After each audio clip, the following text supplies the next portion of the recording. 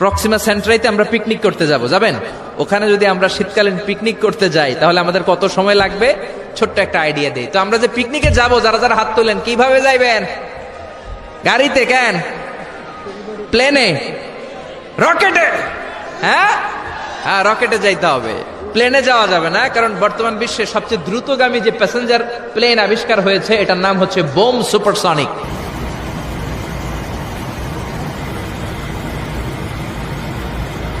কি নাম? Bomb supersonic. Bomb bomb Afridi না, আবার বোম সুপারসনিক। এটা ঘন্টায় চলে 1300 কিলোমিটার বেগে। এটা দিয়েও যাওয়া যাবে না, কারণ কোন প্যাসেঞ্জার বিমান দিয়ে এই যে মাধ্যাকর্ষণ শক্তি এটাকে ডিঙানো যায় না। আমাদেরকে যেতে হবে রকেট দিয়ে।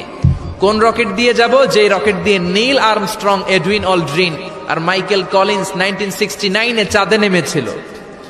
ওই রকেটটার নাম হচ্ছে অ্যাপোলো 11।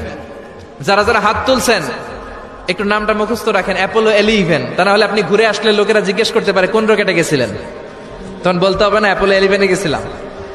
তো ঠিক আছে, যারা যারা হাত তুললেন তারা আর আমি এখন